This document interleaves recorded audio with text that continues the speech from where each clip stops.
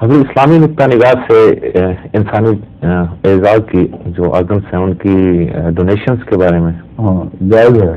جائز. پاکستان میں چند علماء نے فتویٰ دیا ہے کہ یہ حرام ہے. ایسی سلسلے میں انہوں تو لوگوں کی بیویاں بھی تو حرام کرتی ہیں این جی او کی نماز وغیرہ پڑھنے پر, تو ان کے فتوے کا کیا کیا کچھ کریں گے. ایک شخص اگر کچھ ایسی قربانی کرے کہ اس کی زندگی کو خطرہ نہ ہو اور دوسرے کی زندگی بچا لے, تو یہ بین ہی اسلامی روح کے مطابق ہے. مگر اپنی زندگی کو جان بوجھ کر دوسرے کے لیے ختم کر دے, اس کی اجازت یہ ایک قسم کی خودکشی ہے,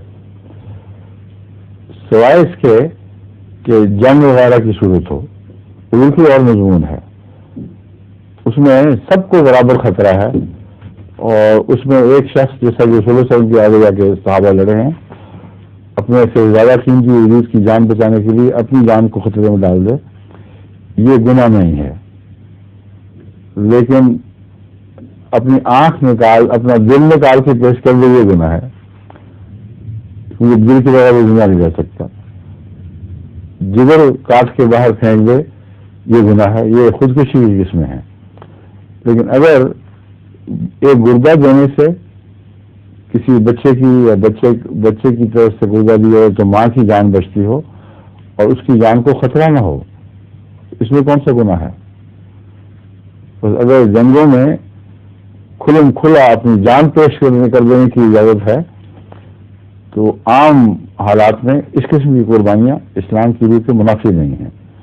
مرنے کے بعد تو اور بھی زیادہ معاملہ آسان ہو جاتا ہے. بعضوں کو صرف یہ خطرہ رہتا ہے, اور مولویوں نے اسی وجہ سے فتویٰ دیا کہ آنکھیں نکال دی کہ اگلے قیامت کے اندر اٹھیں گے, اپنی آنکھیں کسی اور کو لگنی ہوں گی. یہ بڑی خطرناک بیوقوفی ہے. آنکھوں میں کہاں رہنا ہے, وہ نہ بھی جوڑے تو گل سڑ کے ختم ہو جائیں گی. ہم نے تو یہ جو مردوں کے پنجر ہیں ان میں ڈولوں کے بغیر ہی دیکھی ہیں جگہ. ڈولے کہاں دیکھے ہیں آپ نے, ڈھیلے آنکھوں کے غائب ہو جاتے ہیں. اس لیے فضول باتیں ہیں محض. ٹھیک ہے.